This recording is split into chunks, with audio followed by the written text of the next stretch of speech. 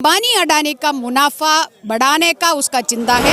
आत्मनिर्भर सिर्फ जो कॉरपोरेट निर्भर की बात है। एक आरएसएस कार्यकर्ता हूँ, प्रधानमंत्री खुद बोला है किसान विरोधी सिर्फ किसान विरोधी नहीं है, इस देश की विरोधी। उस प्रधानमंत्री से आप और क्या उम्मीद रख सकते हैं? हमारी जनता के सामने एक ही रास्ता है, वो संघर्ष है। वो संघर्ष धीरे धीरे जीत हो रही है।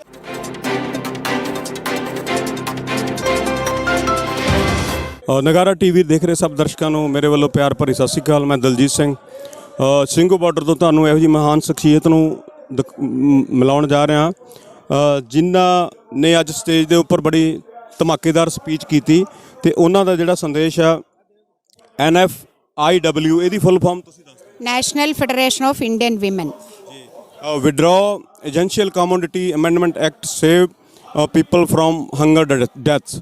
ਇਹ ਹਰ ਭਾਰਤ ਦੇ ਹਰ ਬੱਚੇ ਨੂੰ ਪਤਾ ਲੱਗ ਚੁੱਕਾ ਕਿ ਜਿਹੜੇ ਤਿੰਨ ਬਿੱਲ ਨੇ ਇਹਨਾਂ ਨਾਲ ਭਾਰਤ ਵਿੱਚ ਜੋ ਆਬਾਦੀ ਰਹਿੰਦੀ 135 ਕਰੋੜ ਉਹਨਾਂ ਦਾ ਕੀ ਹਸ਼ਰ ਹੋਣ ਵਾਲਾ। ਸੋ ਮੈਂ ज़्यादा ਸਮਾਂ ਨਾ ਲੈਂਦਾ ਹੋਇਆ ਉਹਨਾਂ ਦੇ ਵਿਚਾਰ जानने की कोशिश करूँगा। आप नगारा टीवी पे इस बिल के बारे में क्या कहना चाहेंगे? देखो, ये बिल किसान के नाम पे, मगर जो कॉरपोरेट के पक्ष वाली कानून है, खास कर अंबानी अडानी का पक्ष वाली कानून है, ये किसान की कानून नहीं है। तो किसानों की मरने देने का है, भूखमरी होने का है, कुपोषित होने का है, हंगर डेथ होने का है, वो सब के लिए कानूनी तौर पे उन्होंने कानून बना है। ये सारा चीज़ हो ताकि जो कॉरपोरेट लोगों को घराने को, अंबानी अडानी को उसका फ़ायदा मिले, उसकी मुनाफा और बढ़ती जाए। ऐसा क्यों है जो पार्टी स्वदेशी का नारा लेके आई थी, स्वदेशी के नाम से उसके बहुत सारे प्रोजेक्ट चल रहे थे, आज वो ऐसा कर रही है? देखो, उनका मंशा सिर्फ एक ही है, जो आज सत्ते पे बीजेपी है, मगर उसको जो चलाने वाला जो ताकतें है वो आरएसएस है। आरएसएस राष्ट्रीय स्वयंसेवक संघ, उसका जो लक्ष्य क्या है, इस देश को जो हिंदू राष्ट्र बनाने का है। तो इसको ये जनता को क्या हो रही है उसमें उसका कोई इतना इंटरेस्ट नहीं है। तो इसमें बात ऐसा है, ये सरकार जो मोदी सत्ते पे आई है, जो कॉरपोरेट की मदद से कॉरपोरेट तो ये देन लेन होती है इधर। जो सरकार को सत्ते पे लेके आई तो सरकार उनको अभी वापस उसका जो ग्रैटिट्यूड दिखा रहे, ऐसा कानून किसान विरोधी, जन विरोधी, देश विरोधी कानून पास करके जो उनको सत्ते पे लेके आया जो अंबानी अडानी, तो उनको थैंक यू बोल रही है। ये जो सारा चीज़ करके ना, तो एसेंशियल कमोडिटीज़ एक्ट देश की आधा से जो 2/3 महिला कुपोषित है। हमारी देश ऐसा एक देश है, इसमें सब जो महिलाएं, गर्भवती महिला और नवजात शिशु का सबसे ज़्यादा मृत्यु होती है, वो दर बढ़ती है। कुपोषित बच्चा की दर गुजरात के अंदर सबसे ज़्यादा है।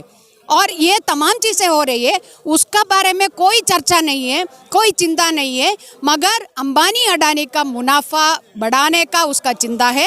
ये कानून उसले ले, हम इसको बिल्कुल विरोध करती है। सिर्फ किसानों के विरोध में नहीं, ये पूरी देश की विरोध में है। मैंने सुना है कि हमारे बुक्स पे टैक्स लगा दिया गया है। क्या कोई आपको नज़र में दुनिया का ऐसा देश और भी है कोई जो एजुकेशनल जो बुक्स हैं उसके ऊपर टैक्स लगाए? आप क्यों इतना आश्चर्य हो रही है? वो मनवाद सोच वाला है। वो मनवाद सोचने वाला जो क्या किया था महिला को, यदि महिला कुछ वेद सुने, उसका कान के अंदर जो कैसे उसको जो खराब किया था, तो महिला विरोधी है। ये जो मनवाद सोच है, तो मनवाद सोच में विश्वास रखने वाला, उसको प्रैक्टिस करने वाला, वो टैक्स नहीं ले किताबों से। उसका क्या प्यार है? कोई प्यार नहीं। तो जनता पढ़ेगी तो उसका जो नॉलेज बढ़ेगा तो इसका जो सारा कार्य करने को जो ये जो भी कर रहे हैं उसको प्रश्न चिन्ह खड़ा करेंगी और प्रश्न पूछेगी। तो ये नहीं चाहती है। तो मनवाद एक तरफ है, दूसरा ये नहीं चाहती है ज्ञान मिले इस देश की नौजवान और छात्रों को और जनता को, और कोई भी हो जो उसको इससे प्रश्न पूछने का एक हिम्मत हो, वो नहीं होना चाहिए। जिस देश में वेदा रचे गए, बहुत सी संस्कृतियां बलि पड़ी, जो देश अतिथि देवो भव का एक नारा लगाता था, क्या उस देश के वासी ऐसी संस्कृति को पनपने देंगे? बात ऐसा है ना, सरकार आत्मनिर्भर की बात रख रही है। आत्मनिर्भर सिर्फ जो कॉरपोरेट निर्भर की बात है। देश की जनता को भूख अन्नदाता ये बुलाती है किसानों को, मगर उसी किसान की जो ज़मीन को छीनने का, उसी किसान की जो उपज है उसको जो पर्याप्त मूल जो प्राइस ना देने का, ये सारा कानून उन्होंने बनाई है, जो लाई है। और क्या एक्सपेक्ट करती है आप? मैंने जैसे बोले, ये इन्होंने खुद बोला है, ये एक बहुत डिसिप्लिन्ड एक आरएसएस कार्यकर्ता हूँ, प्रधानमंत्री खुद बोला है।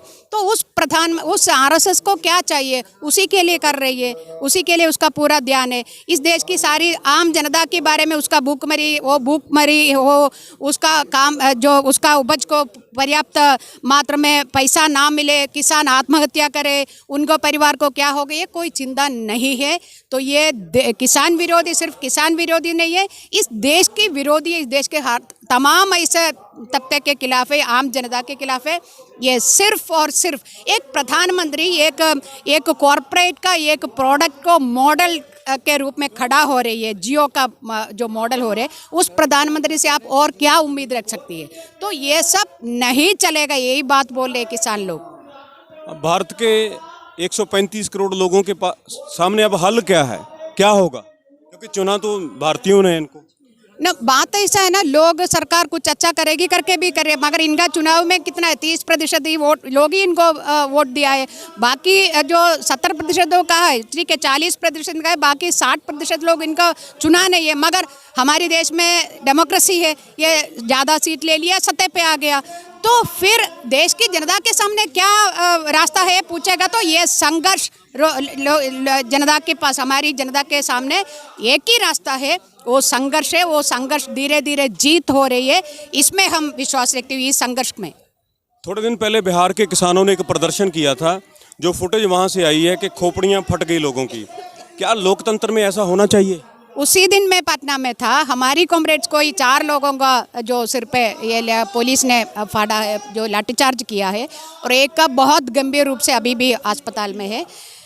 यही मैं बोल रही, ये डेमोक्रेसी में विश्वास रखती नहीं है। डेमोक्रेसी में विश्वास रखने वाला हर वक्त मन की बात नहीं बोलेंगी, लोगों से जो डायलॉग करेंगे।